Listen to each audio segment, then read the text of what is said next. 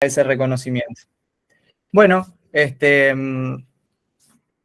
presentación, como bien sabrán, no va a ser muy extensa, va a durar unos 30, 40 minutos. La idea es hacer un pantallazo general de lo que vamos a trabajar en el curso, que ya está subido a la plataforma de la escuela, en la que a lo largo de 5 módulos, con sus respectivas evaluaciones, ¿no? Vamos a profundizar en cada uno de los puntos que hoy daremos en detalle, ¿sí?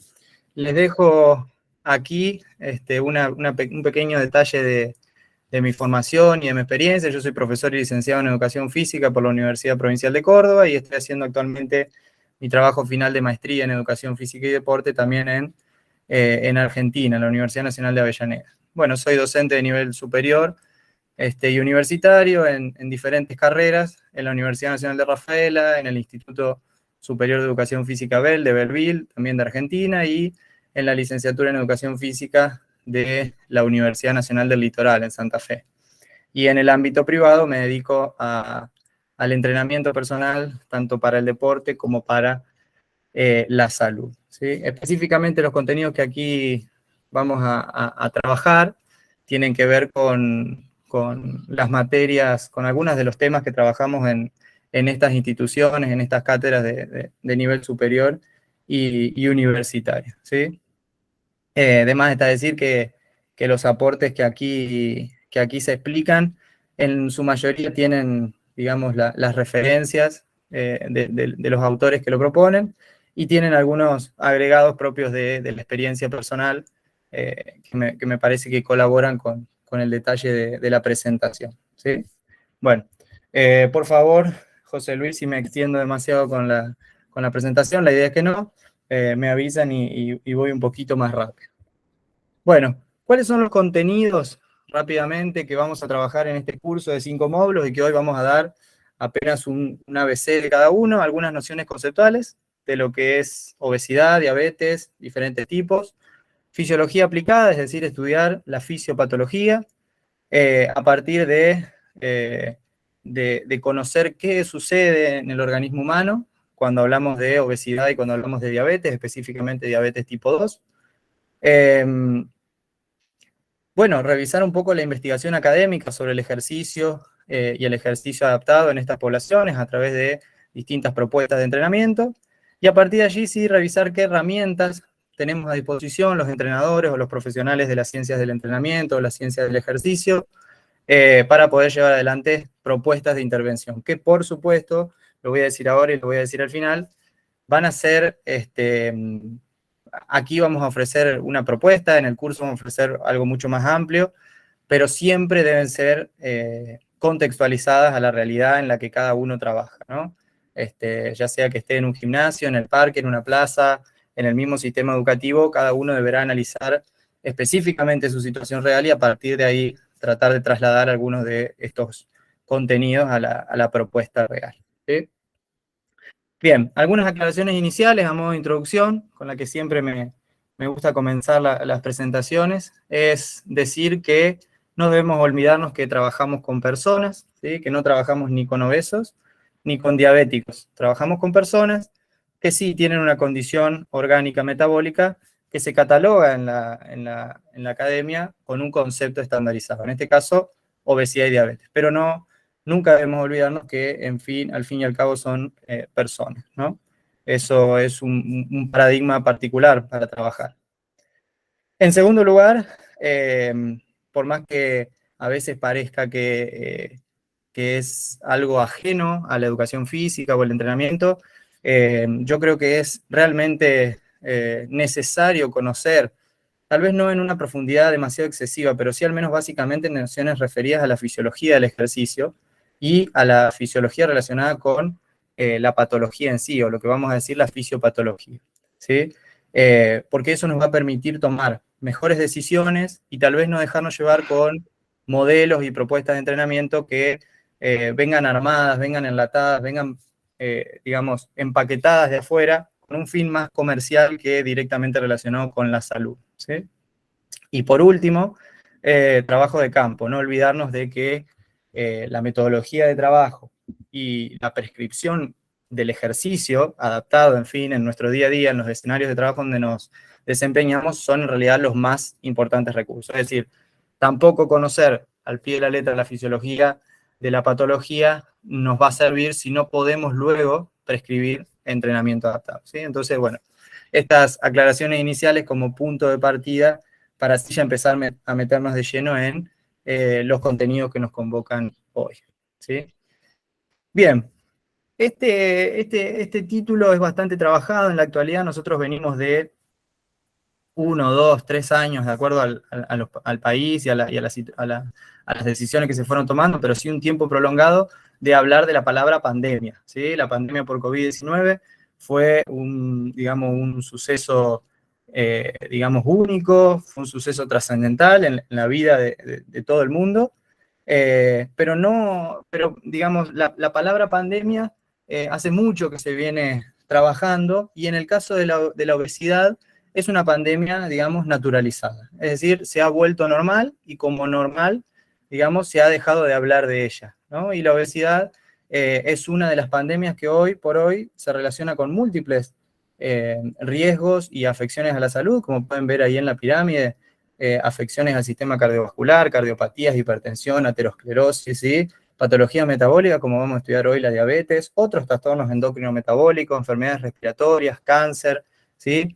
Es una gran problemática que tiene la población mundial, ¿sí? De todas las razas, de todas las etnias, todas las culturas, y que es causada principalmente por el estilo de vida que llevan las personas desde hace 100, 200, 300 años, con el sedentarismo, la falta de actividad física, la falta de sueño profundo en calidad y en cantidad, el consumo excesivo de medicaciones, el estrés de la vida diaria, la sociedad de consumo, ¿sí? Hacen que hoy un gran porcentaje de la población tenga sobrepeso, y un enorme porcentaje de la población tenga obesidad, ¿sí? Y entonces lo que vamos a estudiar nosotros son las grandes consecuencias que tiene la obesidad para el organismo humano, afectando no solamente desde un punto de vista estético, es decir, de que una persona se vea mal. Digamos, nosotros estamos totalmente lejanos a ver eso de la obesidad, porque eso es una cuestión, digamos, muy diferente para cada quien, ¿no? Nosotros nos remitimos a ver que una persona con obesidad realmente pierde calidad de vida, ¿sí? Entonces, le cuesta realizar las tareas de su vida diaria laboral, tiene trastornos del sueño, trastornos psicológicos, de estados de ánimo en las relaciones sociales. O sea, realmente es una situación muy compleja y grave, por la cual nosotros, profesionales del ejercicio, profesionales de la educación física, debemos ser conscientes y debemos ser sensibles a ella, ¿no? Bueno, empezamos con, digamos, terminología estándar, es decir, empezar a definir un poco de qué hablamos cuando hablamos de obesidad. Algunos términos que se pueden encontrar en la literatura científica son sobrepeso y obesidad. Sin embargo, digamos, no refieren a lo mismo. Cuando hablamos de sobrepeso nos referimos a un peso corporal que, por tablatura, ¿sí?, se considera superior al normal, ¿sí? Entonces, distintas tablas para sujetos de distintas edades en función de la estatura, ¿sí?, van a determinar si un niño, un joven o un adulto se encuentran por arriba o en la media o por debajo de su peso considerado normal, ¿sí?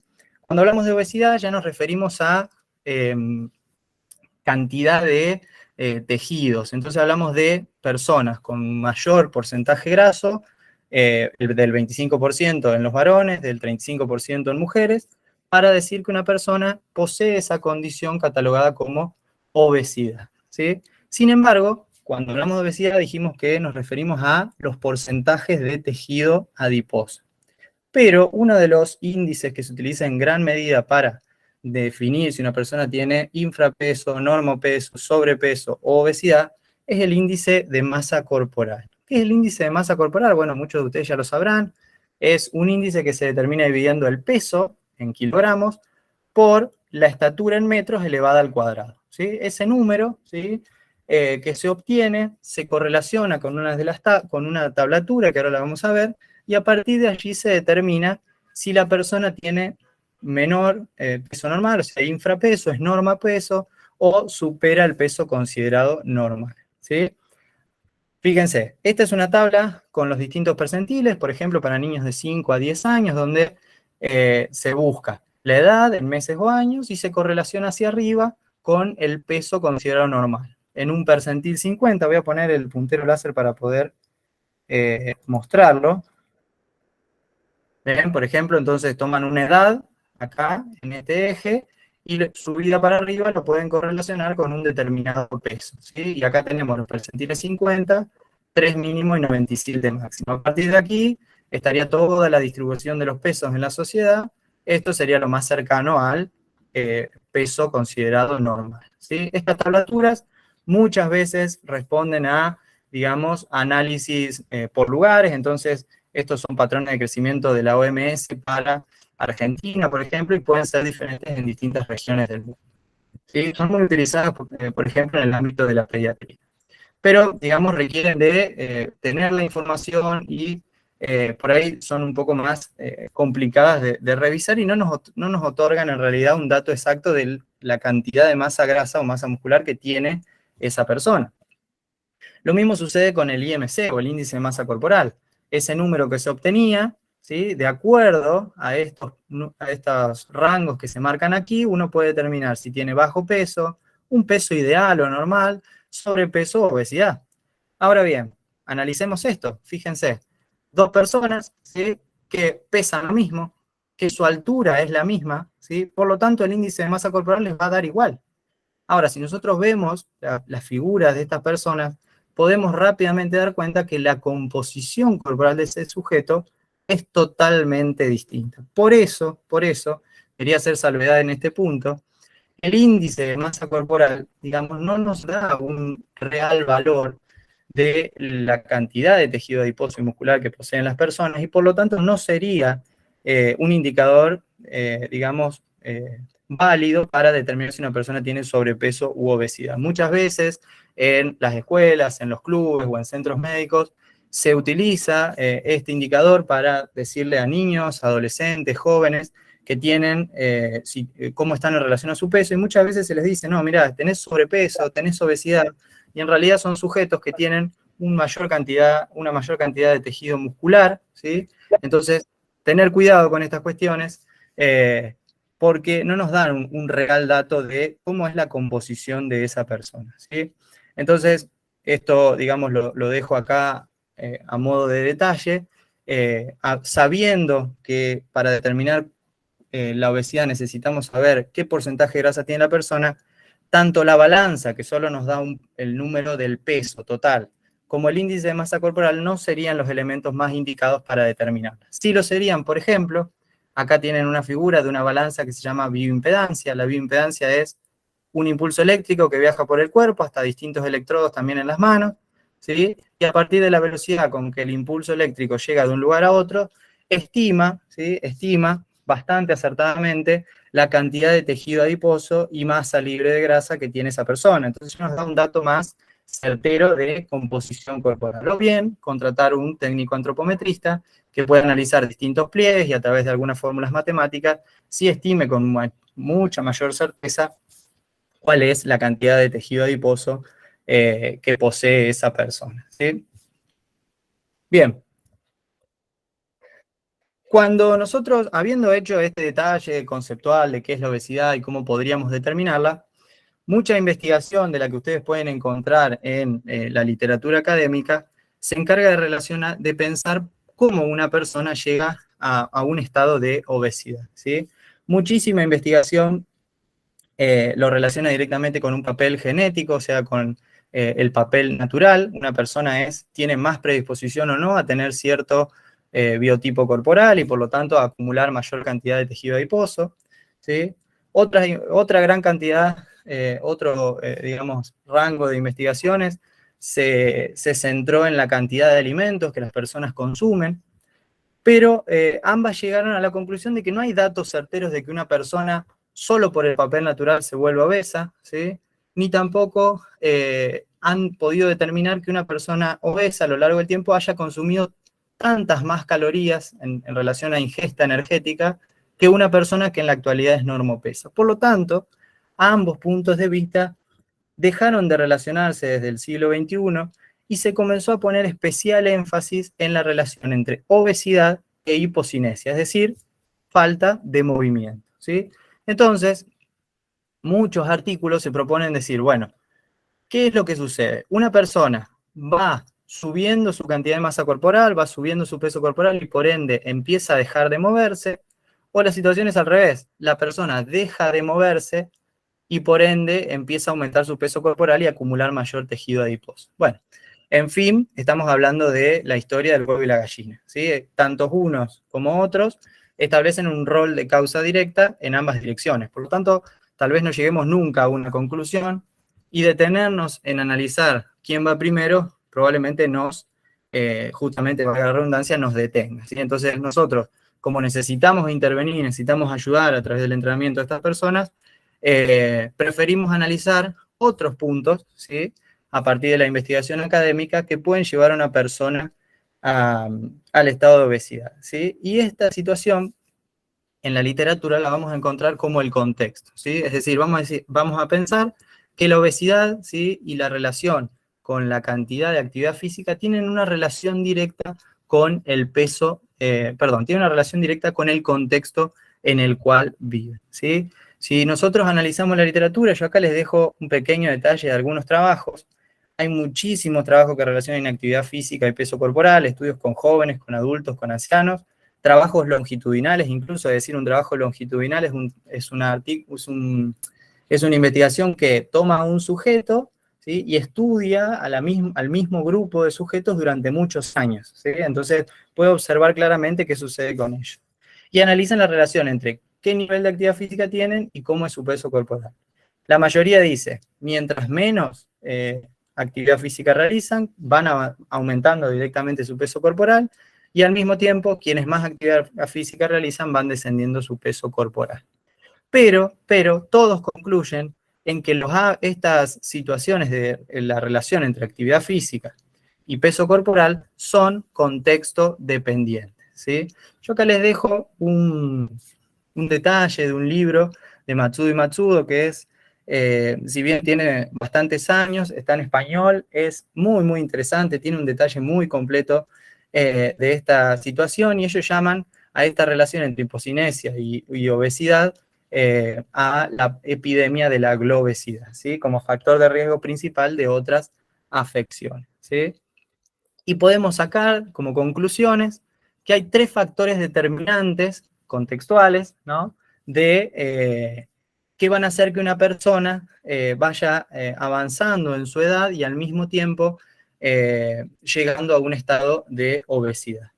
En primer lugar, hablamos del ambiente. Cuando hablamos del ambiente, hablamos de, en primer lugar, la sociedad de hoy, es decir, el rol de las industrias, la tecnología, las grandes ciudades, ¿sí? La inseguridad, que hacen que una persona en su tiempo libre tenga opciones y termine eligiendo en quedarse a ver una película o en ver una serie o en leer un libro, porque no solo son más atractivas tal vez que salir a realizar actividad física, probablemente el barrio o la ciudad en la que viven o la hora en la que tienen disponible para hacerlo no es seguro, entonces terminan eligiendo opciones de recreación hipocinéticas, ¿sí? Al mismo tiempo, esas opciones de recreación o de disfrute del tiempo libre conllevan a una mayor ingesta energética mientras se realizan, ¿sí? Fíjense, este trabajo dice el papel de la sociedad. Un individuo tiene casi un 60% más probabilidades de volverse obeso si un amigo lo hace, ¿sí? Un 40% si un hermano, un familiar directo lo hace, y casi un 40% si una pareja lo hace. Entonces, las relaciones sociales también tienen un rol determinante en que una persona se pueda o no volver obesa, ¿sí? Otro elemento que puede aparecer como factor determinante en la literatura científica tiene que ver con los hábitos, ¿sí? Fíjense, este trabajo analizó la relación entre el tipo de transporte, transportarse en automóvil o caminando. Y dice, cada hora en transporte con automóvil significa un 6% más de desarrollar aumento de peso, y al mismo tiempo, cada hora de transporte caminando significa un 6% menos de desarrollarlo, ¿sí? Es realmente alarmante. Y acá les dejo una imagen que el sábado un compañero la nombró y realmente me dio una idea porque es muy gráfica, y es la de una silla, ¿no? Con la imagen de una calavera, ¿no? Como diciendo que la silla mata, ¿no? El hábito de estar sentado durante mucho tiempo. Y en tercer lugar, la investigación académica también habla de la luz artificial, ¿sí? La luz artificial, hablamos de la luz azul, de pantallas, televisores, celulares, la luz LED, ¿no? Que investigan la relación que tienen con que una persona se vuelva obesa, ¿sí? Entonces, fíjense, acá les pongo 2 artículos, pero tenemos muchos más, ambos muy actuales. Dice, adultos y niños expuestos a más luz azul tienden a aumentar más su masa grasa que aquellos que no tienen tanta exposición. Y el segundo, ya como una relación indirecta, dice el sueño profundo, el descanso profundo que se ve afectado por la luz azul, influencia negativamente a la pérdida de masa grasa cuando una persona está en un plan de nutrición y actividad física, que cuando esa persona que está en el plan nutricional y actividad física logra conciliar el sueño profundo, o sea, logra tener un sueño de calidad durante el suficiente tiempo, ¿sí? Entonces, todas estas situaciones que son relativas al contexto donde se desarrolla una persona, se consideran en la literatura académica como factores determinantes de la obesidad o de las alteraciones de su metabolismo. ¿Y por qué analizamos esto? Bueno, porque en primer lugar, cuando nosotros hablamos de ejercicio adaptado y protocolos de abordaje adaptado, tenemos que ser conscientes de que el mejor ejercicio que nosotros podemos proponer tiene carácter preventivo. Es decir, lo mejor que podemos hacer contra la epidemia o la pandemia de la obesidad es proponer situaciones que sean preventivas, es decir, que las personas no lleguen a volverse obesas. Y por lo tanto, el análisis de estas cuestiones puede ser, digamos, elementos determinantes para sensibilizar a la población y para estimular no solo a niños, también a jóvenes y adultos de diferentes edades a la práctica sistemática de actividad física como hábitos de vida, ¿sí? Muy bien. Si bien decimos todo esto, una vez que un sujeto se vuelve obeso, es importante conocer parte de la fisiología de esta alteración metabólica que se produce para proponer entonces, cuando la persona ya tiene esta condición, ejercicio adaptado, ejercicio específico para contrarrestar sus alteraciones, ¿sí? Entonces, acá hacemos un pequeño detalle de lo que es el metabolismo de los lípidos y vamos a hacer mención a algunas situaciones particulares de la obesidad y la diabetes, ¿sí?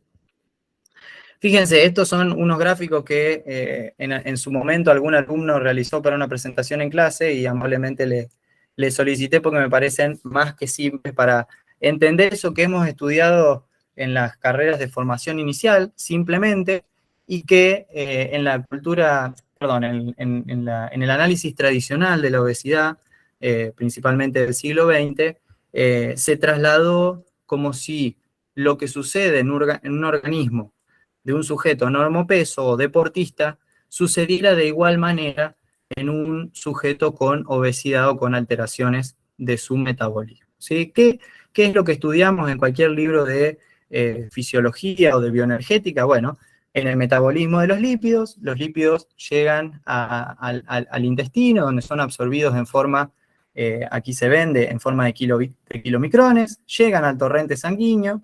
¿Y qué hacen? Ante una gran presencia de kilomicrones en el torrente sanguíneo, se activan estas lipasas, la lipoproteína lipasa adiposo muscular. ¿Qué va a hacer estas lipoproteínas? El proceso denominado lipogénesis, es decir, formación de tejido adiposo, ya sea en el tejido adiposo subcutáneo como en el tejido adiposo intramuscular, ¿sí? Donde se genera un reservorio de lípidos susceptibles de ser utilizados ante alguna situación que el organismo detecte, ¿sí? ¿Qué puede suceder? Ante una situación de actividad física, dentro del tejido adiposo, tanto subcutáneo como muscular, tenemos otras lipasas, las lipoproteína lipasa, hormonas sensibles. Estas lipasas lo que hacen es el proceso contrario, es decir, la ruptura, ¿sí?, de triglicéridos, de triacilgliceroles, proceso denominado lipólisis. ¿Qué se genera? Ácidos grasos libres y alcoholes. Los alcoholes van a distintos órganos para formar nuevamente glucosa, y los ácidos grasos van al tejido muscular activo van a ingresar a la mitocondria, producir beta-oxidación y así generar una gran cantidad de ATP o de energía que permita cumplir las funciones musculares necesarias, ¿sí? Ese procedimiento, ese circuito metabólico que nosotros estudiamos, o que muchos de ustedes estudiaron en distintas carreras, como bioenergética, es correspondiente a un organismo cuyas funciones metabólicas son normales, ¿sí? O un sujeto que no posee una excesiva cantidad de tejido adiposo, ¿sí? No tiene alterado su metabolismo. Ahora bien, perdón, me había olvidado esta. Bueno, cuando el ácido graso llega al tejido muscular, se junta con una coenzima A para formar acil-CoA, ¿sí? Acá tenemos la carnitin palmitoyltransferasa que permite el ingreso de la acil-CoA. Luego la beta-oxidación, que no es más que este acil-CoA, digamos, separarlo en pares, un segmento A y B, ¿sí? Por eso se llama beta-oxidación, ¿sí? Juntarlo con otra coenzima A y formar el acetil-CoA, que entra así al ciclo de Krebs y a la cadena respiratoria, ¿sí? Esto es básicamente la fisiología la bioenergética del metabolismo de los lípidos, ¿sí? Ahora, cuando nosotros hablamos de sujetos con obesidad, nosotros hablamos de un organismo cuyo metabolismo está alterado. Entonces, a todo este proceso fisiológico que hablábamos recién, le tenemos que sumar que desde la década del 90, ¿sí?, se vienen estudiando una serie de proteínas llamadas citoquinas, ¿sí? Las citoquinas son péptidos, son proteínas que funcionan para regular el metabolismo, ya sea, digamos, de manera productiva, de manera positiva o de manera negativa en situaciones, y se las nombra de acuerdo al tejido del cual provienen. Por eso podemos hablar de adipoquinas o lipoquinas cuando son liberadas por el tejido adiposo. Podemos hablar de mioquinas cuando son liberadas por el tejido muscular, de hepatoquinas cuando son liberadas por el hígado, de osteoquinas cuando son liberadas por el tejido óseo, y así las distintas citoquinas que son liberadas por los distintos sistemas orgánicos u órganos, ¿sí? Fíjense, acá hay una fotito, ¿sí? Esta imagen que les muestra que un tejido adiposo normal, ¿sí?, en un sujeto normopeso, libera, ¿sí?, adipoquinas, ¿sí?, antiinflamatorias. Ahora bien, cuando nos encontramos en una situación de un tejido adiposo, de un sujeto obeso, es decir, un tejido adiposo hipertrofiado, encontramos un adipocito que pierde su funcionamiento normal y libera adipoquinas proinflamatorias. Y ahora vamos a ver qué significa esto de proinflamatoria, ¿sí? Cuando nosotros hablamos de adipoquinas proinflamatorias, hablamos de un estado general de inflamación que se genera, ¿sí?, que se genera por el exceso de reserva energética, ¿sí?, que va a generar una serie de desequilibrios químicos que alteran todas las rutas metabólicas.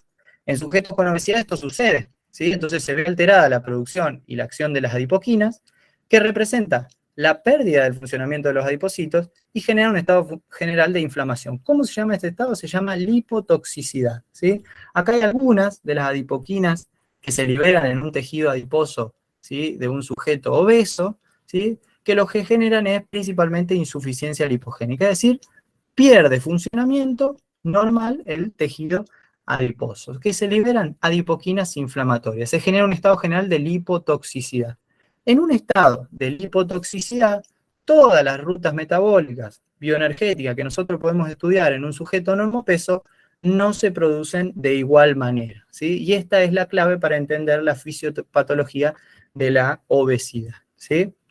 Entonces, al mismo tiempo, esta situación nos permite relacionar a un estado general de inflamación, producto de un tejido adiposo obeso, que se relaciona con otras patologías, en este caso nosotros vamos a estudiar la diabetes, pero también enfermedades cardiovasculares, cáncer y otras, ¿sí?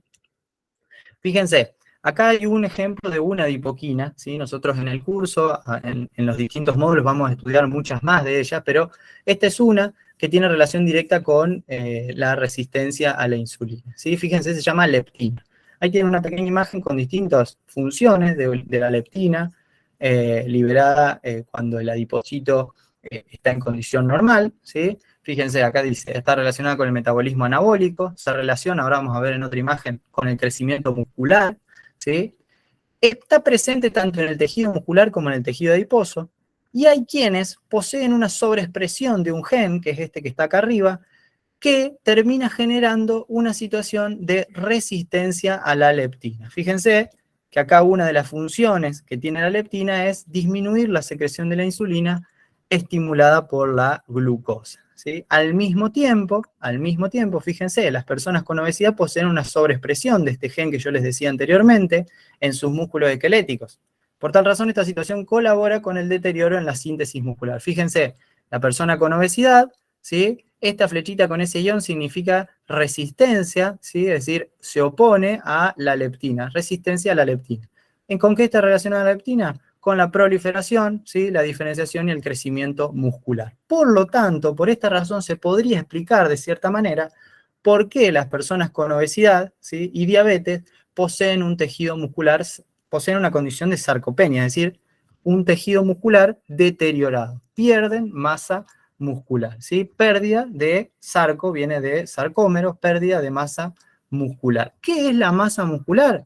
Bueno, en líneas generales es lo que te permite realizar las actividades de tu vida diaria, ¿sí? Las actividades de tu vida diaria laboral, y ni hablar de la actividad de la vida diaria deportiva. Pero además, en términos de metabolismo de la glucosa, el tejido muscular es el lugar, perdón, del metabolismo bioenergético, el tejido muscular es el lugar donde tanto el ácido graso en la mitocondria como la glucosa, ¿sí? Ya sea en mitocondria o en citosol, va a ser oxidada para producir energía. Por lo tanto, aquí tenemos una de las razones por lo cual la persona con obesidad, ¿sí? No solamente le cuesta metabolizar glucosa, sino también le cuesta mucho metabolizar ácidos grasos, ¿sí? Por eso hay un profesor que dice, repite mucho esta frase y dice, no baja de peso el que quiere, sino el que puede. Es decir, que tiene una condición orgánica que le permita, ¿sí? Por medio del ejercicio, metabolizar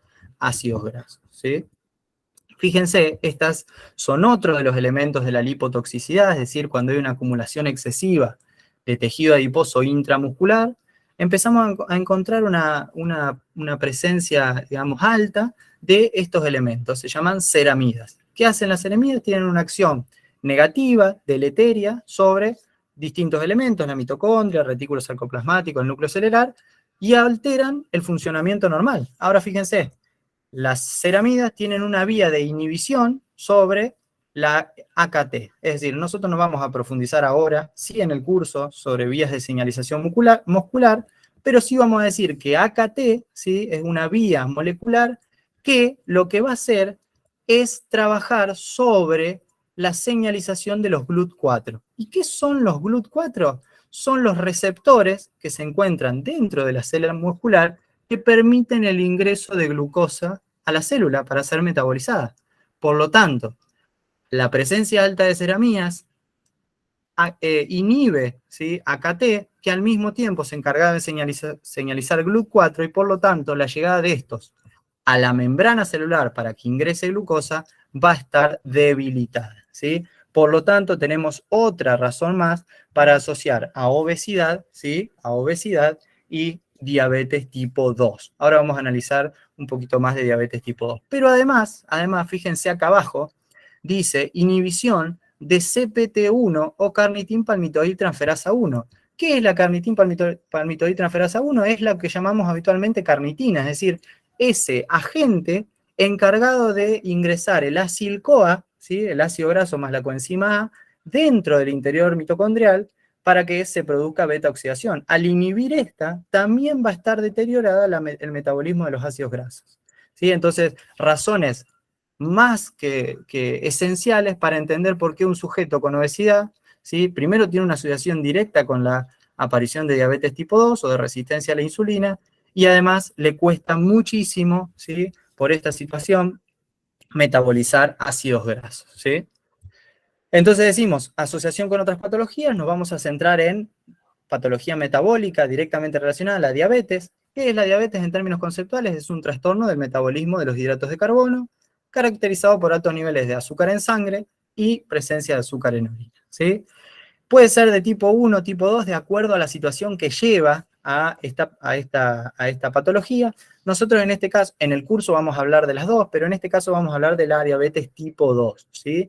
Esta diabetes tipo 2 es una situación en la que hay resistencia a la insulina, ¿sí? o se puede llamar insulinoresistencia. Es el 90 o 95% de los casos son diabetes de este tipo, ¿sí? Y lo más importante es que con el tratamiento adecuado puede llegar a la cura definitiva. ¿Cuál es el tratamiento adecuado? Un tratamiento combinado entre un plan nutricional individualizado, por supuesto, y un protocolo de entrenamiento físico adaptado, ¿sí?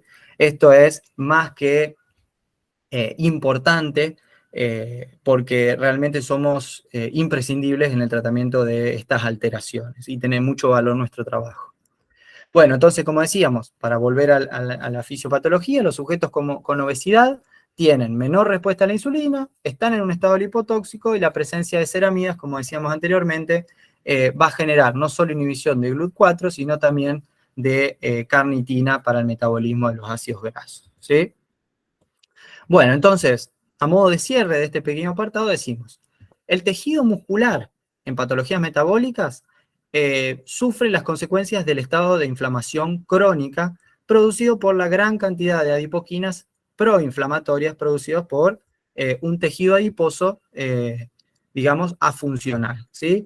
Entonces, obesidad y diabetes van a traer aparejados sarcopenia, pérdida de masa muscular, que al mismo tiempo van a traer aparejado pérdida de, digamos, interés por participar de la actividad muscular, porque ya no hay entusiasmo por participar de actividad física, uno no se siente competente y además cualquier actividad con un pequeño gasto energético lleva a un estado de dolor muscular, de cansancio, de fatiga, que termina siendo un círculo vicioso en que una persona realmente decide alejarse lo más posible o evitar en mayor medida las actividades de tipo motriz o físicas, que en fin, lo que van a hacer es un círculo vicioso, van a llevar a un estado mayor de inflamación y a un estado de mayor acumulación de tejido adiposo que va a perpetuar esta situación, ¿sí? Entonces, el protocolo de abordaje adaptado debe considerar todo esto que nosotros venimos hablando desde el inicio de esta breve presentación, ¿sí? El abordaje adaptado debe ser, en primer lugar, al mismo tiempo que lo de la enfermedad, un abordaje multifactorial, ¿sí? Desde diversas áreas profesionales. Cada uno lo hará en su campo de trabajo. La nutrición tendrá su profesional, la medicina lo mismo, la psicología lo mismo, y nosotros lo haremos desde el entrenamiento físico adaptado, ¿sí? O desde el ejercicio físico adaptado. De más está decir que no solo va a proveer beneficios en términos biológicos, orgánicos y estéticos, sino también, y lo más importante, efectos psicológicos, cognitivos, que llevan a largo plazo a un mejor bienestar y una mejor calidad de vida, ¿sí? Es importante entender, nosotros hablamos en este caso del abordaje desde el entrenamiento físico, que no todas las personas responden de igual manera, y que las personas deben ser conscientes de que el plan de abordaje más adecuado siempre es a largo plazo, ¿sí? Siempre es a largo plazo. ¿Por qué? Porque al mismo tiempo que estos cambios, estas alteraciones metabólicas no se producen de un día para el otro, ¿sí? Se producen durante muchos años de hábitos y de conductas o de vivir una situación que lleva al estado de obesidad y diabetes, el plan de entrenamiento debe contrarrestar estas adaptaciones que se generaron y por lo tanto también necesita de un cierto tiempo de trabajo. De todo modo, siempre lo mejor es fomentar el hábito o fomentar el entrenamiento como un hábito más de vida y que se pueda perpetuar a lo largo de todo el ciclo vital, ¿sí?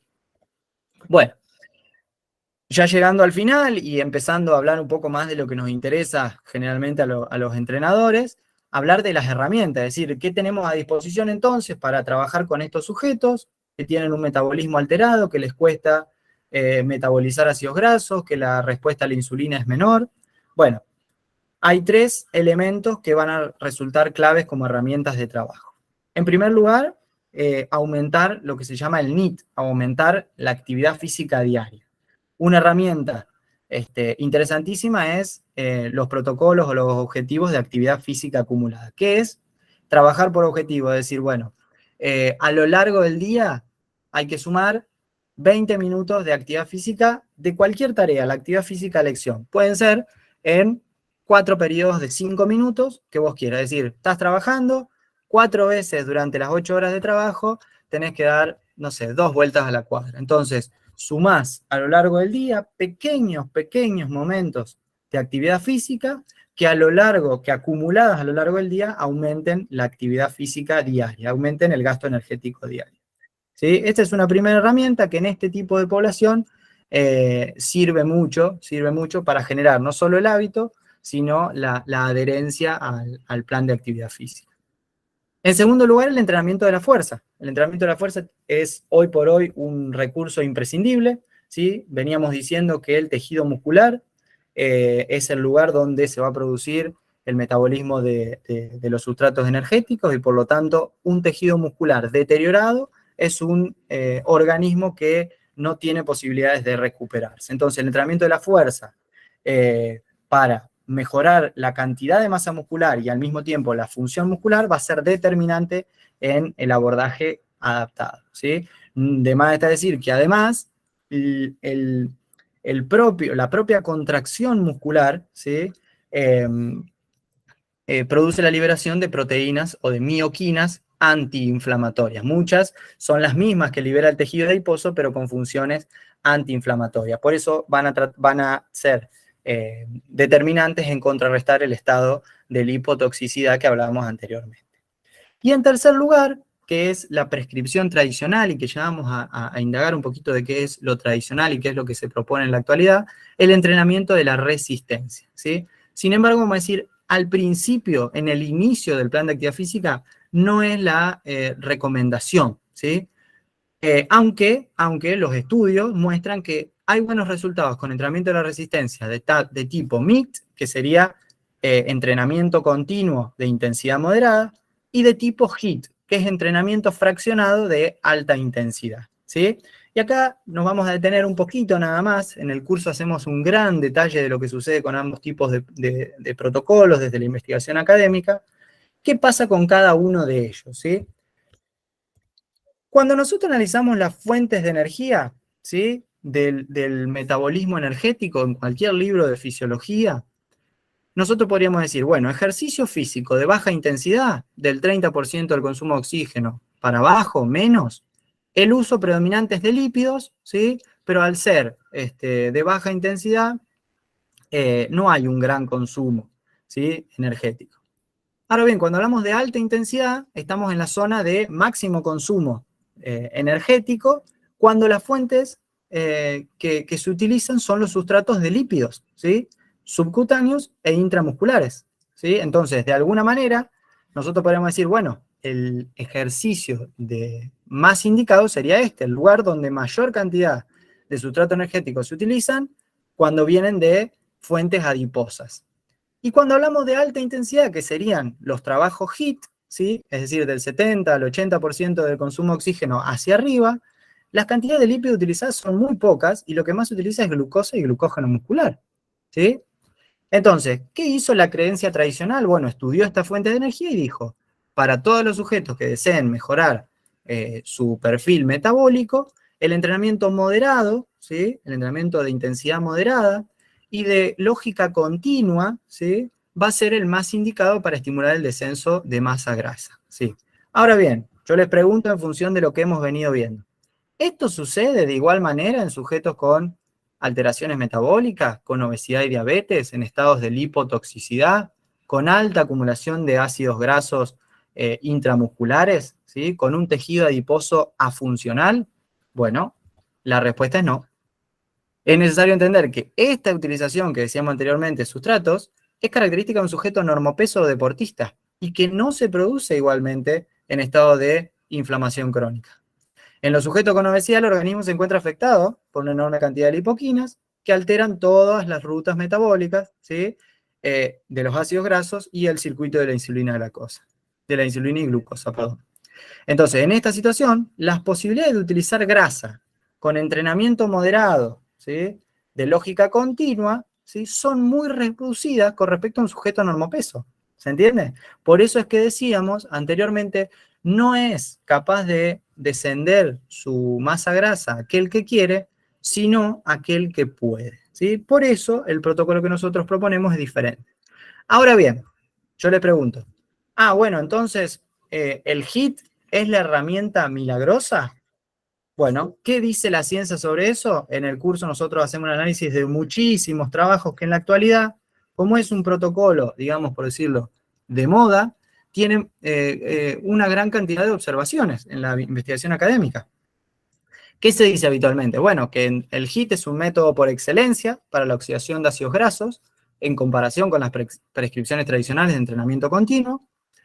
Y yo les voy a decir que no es así, que la investigación no aporta resultados contundentes, que digan, sí, HIIT aporta mayor descenso de masa grasa que MICT, eso no es cierto. Y también se afirma que el entrenamiento HIIT no puede combinarse con fuerza, que decíamos anteriormente que era uno de los puntos fundamentales, porque hay un efecto de interferencia y no se generan las adaptaciones necesarias. Y yo les voy a poner otro cartelito de que no es cierto, el efecto de interferencia no sucede, ¿sí? Todo esto no viene porque, digamos, se los digo yo, es la investigación y los resultados que, bueno, por la extensión de este webinar no nos detenemos a observar, ¿sí? Quienes accedan al curso completo van a poder tener ahí un detalle, aunque pueden hacer una investigación personal y encontrarse con estos resultados que la academia hoy en la actualidad propone, ¿sí?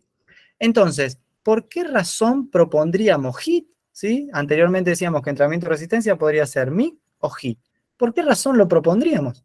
Sí, no es un método eficaz para la oxidación de ácidos grasos, ¿sí? Y si además, desde la cultura tradicional, no ataca directamente a los ácidos grasos, sino a los glúceos. Bueno, las razones son dos. El HIIT, por la alta intensidad, ¿sí?, de sus esfuerzos, va a producir dos efectos benéficos para el metabolismo de los ácidos grasos.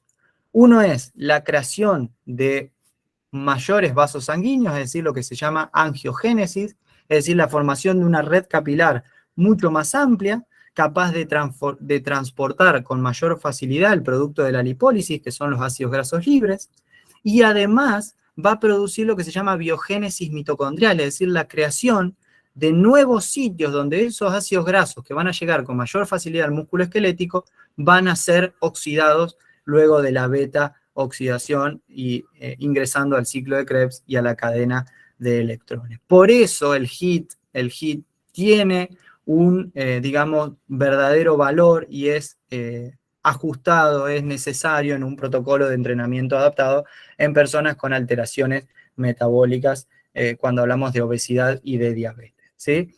Entonces, ya llegando al cierre de este trabajo, vamos a hacer un pequeño detalle, lo que sería una propuesta de planificación del entrenamiento adaptado, ¿sí? Del entrenamiento físico. Lo vamos a plantear en una serie de tres fases. Tres fases, de la primera y la segunda, de aproximadamente 6 meses, y luego una tercera fase que ya empiece a integrar estímulos y se perpetúa a lo largo del tiempo, ¿sí? Desde más está decir que cada uno hará el análisis de la persona con la que trabaja o del grupo con el que trabaja, de la situación, el contexto en el cual se desempeña, y a partir de ahí adaptará estos principios orientadores, ¿sí? Entonces, vayamos desde el principio. Fase 1, le vamos a decir, digamos, por ponerle un nombre a esta fase, un periodo de limpieza o periodo de musculación, ¿sí? ¿Cuáles son los fundamentos de este primer periodo? Bueno, en primer lugar, volvemos a decir, atender al inicio del trabajo, el proceso directamente oxidativo, es decir, trabajar sobre la zona de máximo situación de ácidos grasos en un sujeto con obesidad, es una utopía, ¿sí? Sería algo milagroso, pero que no va a pasar. Pero sí, lo que puede llegar a pasar es atender directamente al proceso de generación de masa y función muscular, es decir, atender directamente al proceso sarcopénico, ¿sí? ¿Cuáles son las herramientas entonces en esta primera etapa? Bueno, el entrenamiento de las fuerzas. ¿Dónde vamos a hacer foco? En miembros inferiores. ¿Por qué? Porque es una de las zonas que mayormente se ve debilitada y en la que muchas veces en sujeto con obesidad, producto de la carga constante de un alto peso corporal, puede llevar en articulaciones como la rodilla, los tobillos y la cadera de osteoartritis o artrosis, ¿sí?, o debilitamiento de las carillas articulares que generan cierto dolor y que con entrenamiento de la fuerza a largo plazo tienen muy buenas adaptaciones. Entonces, entrenamiento de la fuerza. ¿Con qué lo vamos a completar? Desde el inicio. Todos los trabajos, bueno, podemos incluir trabajos de flexibilidad, de movilidad, de estabilidad y trabajos posturales, ¿sí? Objetivos. aumento del tejido muscular y de la función muscular, y aumento de la capacidad de trabajo, para que, llegado al momento, podamos proponer otras herramientas. ¿Cuánto se proponemos? Y al menos 5 o 6 meses. Acá yo les puse inicio hasta el sexto mesociclo, entendiendo que cada mesociclo es un mes de trabajo, ¿sí? Esto puede ser más o menos de acuerdo a la persona y las adaptaciones que vaya logrando, ¿sí? Pero más o menos necesitamos un gran periodo de tiempo para que adaptaciones se generen de modo crónico y permitan luego responder a los nuevos estímulos que vamos a generar, por ejemplo, en la fase 2. La fase 2 le decimos periodo de construcción o génesis mitocondrial y vascular, ¿sí? Entonces, fundamentos de este proceso. Bueno, la adaptación generada en los primeros 6 meses con entrenamiento de fuerza, movilidad, estabilidad y postura, ¿sí? Permite introducir ahora el trabajo de gran intensidad, ¿sí? Como segunda gran herramienta, ¿sí? Que nos va a permitir llegar a la zona de oxidación. ¿Por qué? Porque aún atender a la oxidación es una utopía. ¿Por qué? Porque falta red vascular que permite transportar los ácidos grasos, los productos de la lipólisis, y falta lugares, o sea, mitocondrias, lugares donde oxidar o producir beta-oxidación, ¿sí? ¿Qué herramientas tenemos? Bueno, tenemos, además del entrenamiento de la fuerza, que no lo vamos a dejar de trabajar, además de los trabajos de movilidad, estabilidad y posturales, añadimos trabajos de HIIT o entrenamientos intervalados, fraccionados de alta intensidad, ¿sí? ¿Los combinamos con fuerza? Por supuesto que los combinamos con fuerza porque dijimos anteriormente que los efectos de interferencia en esta población no se producen, ¿sí? Objetivos entonces, aumento de capilares y de mitocondrias y aumento de la capacidad de circulación y oxidación de ácidos grasos. Duración, séptimo al 12º mesociclo, ¿sí? Más o menos llegamos al primer año de trabajo, ¿sí? Ya vamos llegando al final, ¿sí? Les pido que me escuchen unos minutos más, nada más.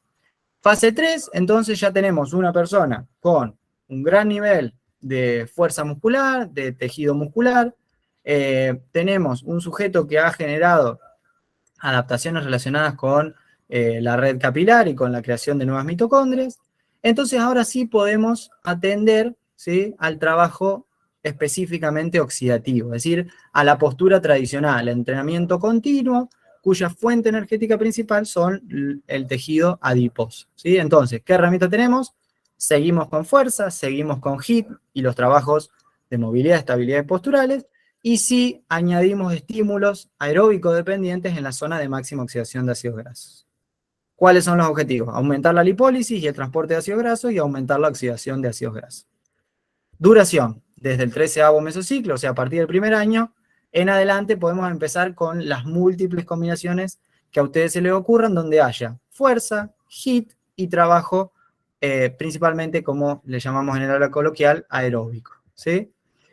Fíjense, acá les dejo una imagen, ya como para ir cerrando con un chiste.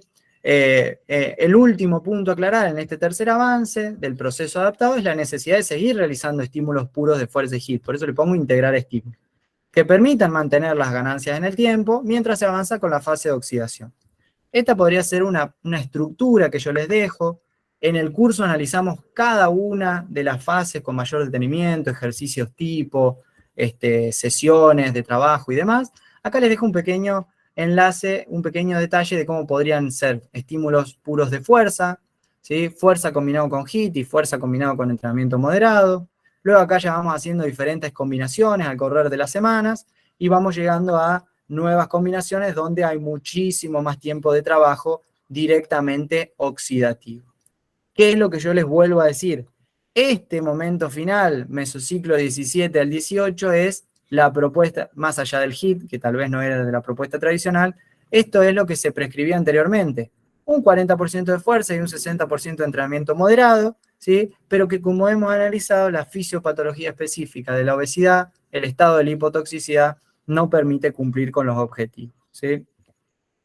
A modo de cierre, y ya para terminar, no es menor explicar que estas guías no son más que eso, son propuestas orientadoras que, por medio del análisis de la ciencia, tratan de ser lo más acertadas para proponer ejercicios adaptados en personas con obesidad y diabetes tipo 2, ¿sí?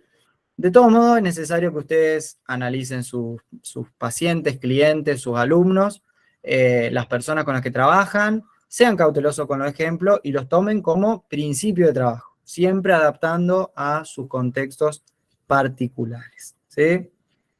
Bueno, ahora sí, doy por cerrado. Fue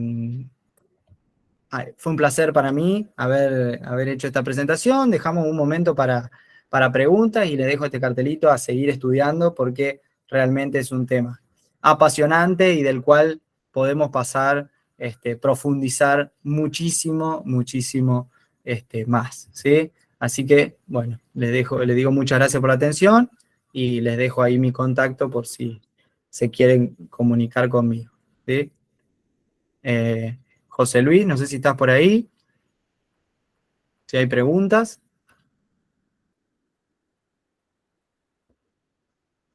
Yo voy saliendo de la pantalla compartida. Bien, excelente tu encuentro, tu compartir, Joaquín, realmente muy interesante, muy focalizado en las necesidades que tenemos hoy en día existentes, ya sea con nuestros socios, clientes, alumnos. Recordemos de que el futuro es que se incrementan todas estas patologías de obesidad y diabetes, no sé a dónde iremos a parar, y para lo que todos están entrenando, estamos trabajando, que en nuestro espacio laboral tenemos un mercado muy amplio para ejecutarlo, ya sea para los niños, para los jóvenes, los adultos y sobre todo también para los ancianos frágiles. Eh, Gracias, Joaquín.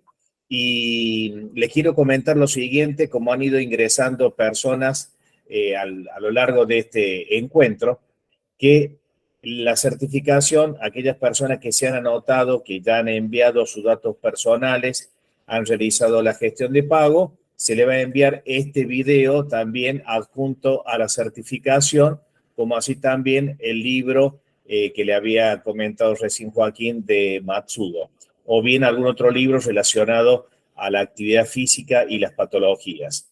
Este curso de ejercicio físico con patologías metabólicas, ustedes van a ver en la página de la escuela que son 5 módulos y al finalizar de cada módulo hay preguntas que responder.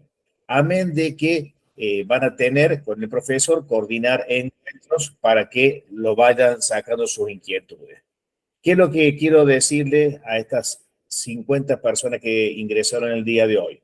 Normalmente en la escuela, la persona cuando se anota a uno, se le da la posibilidad que como está la situación económica mundial y latinoamericana y en algunos países mucho más, damos la posibilidad de que se anota uno y puede sumar un colega.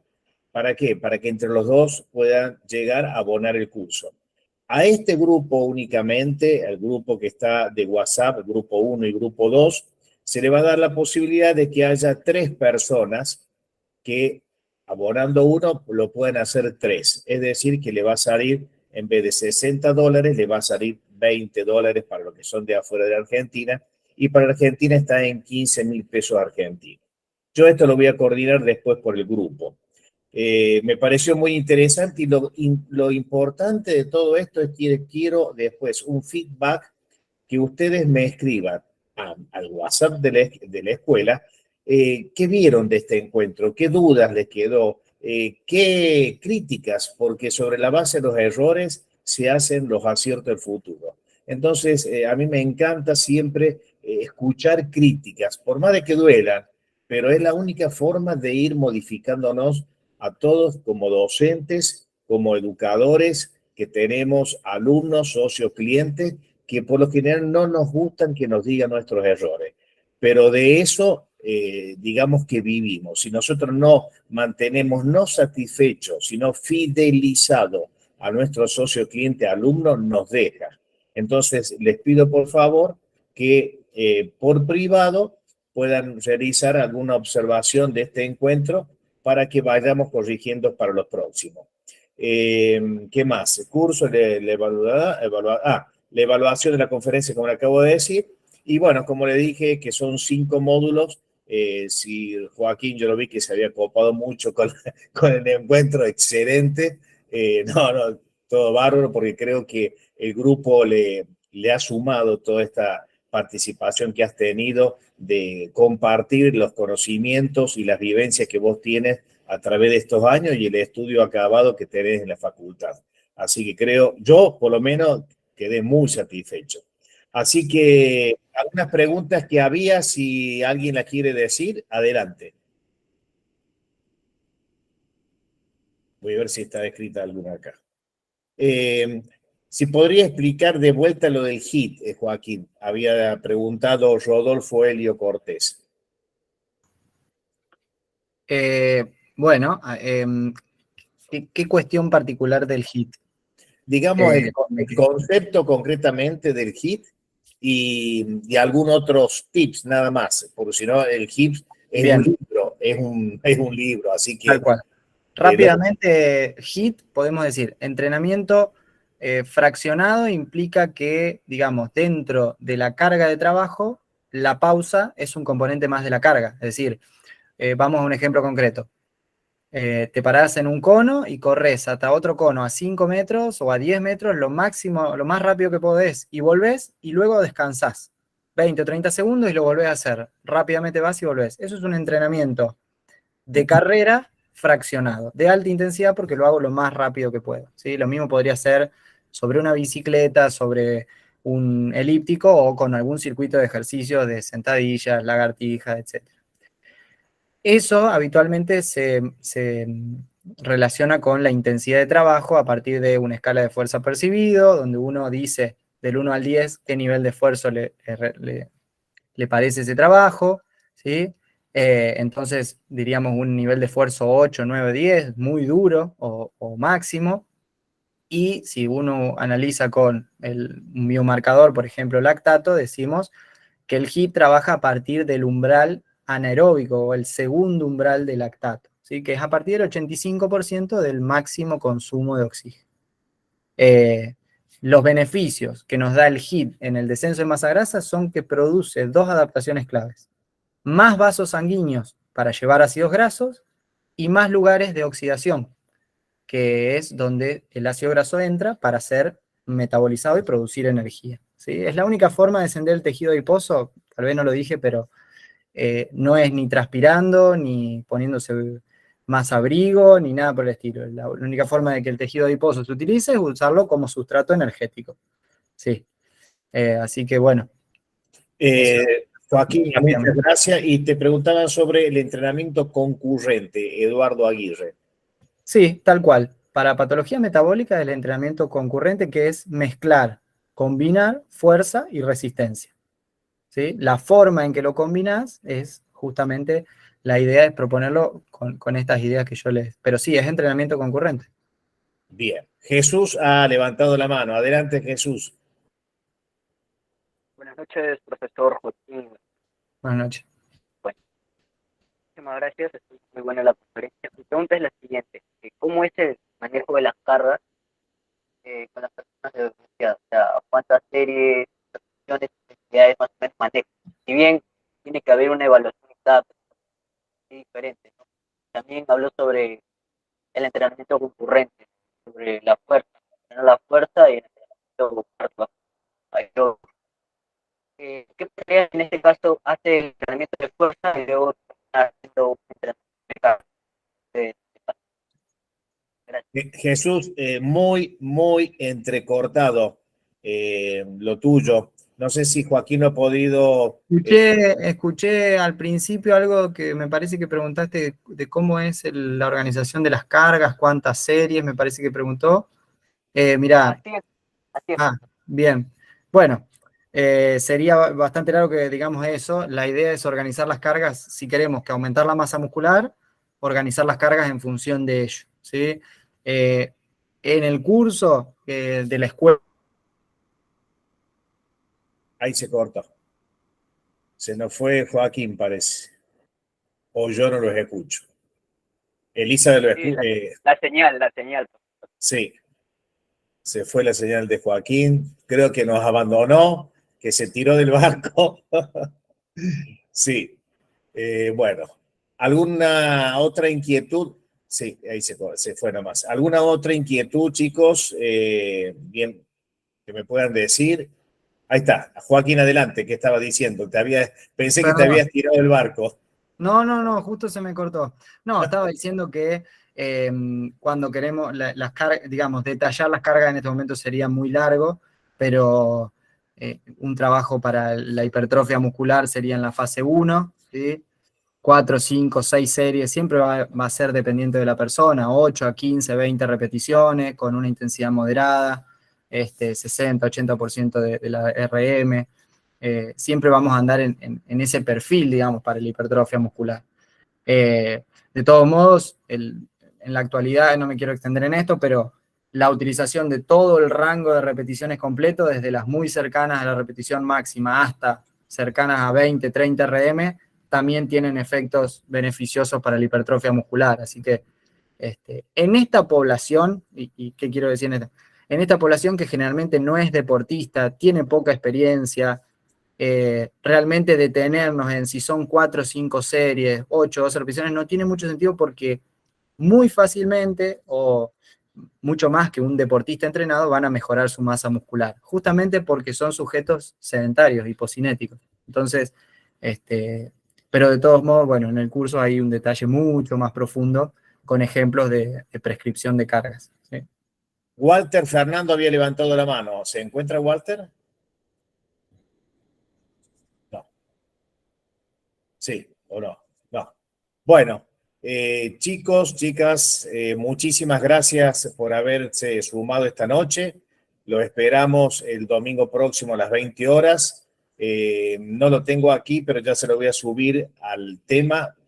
Tendría que buscar, que lo da el licenciado Daniel Castro. Sobre todo es el tema de aprendizaje en escuela primaria con los alumnos de nivel primario y secundario, si no me equivoco. Están agradeciéndote este encuentro, Joaquín, por el medio del chat. Un placer. Así que cualquier cosita lo vas a poder ver. Bueno, más nada por acá, que pasen una feliz noche y que mucha fuerza y energía para emprender la semana que se nos avecina. Gracias nuevamente. Chau, chau a todos y a todas. Hasta luego, buenas noches.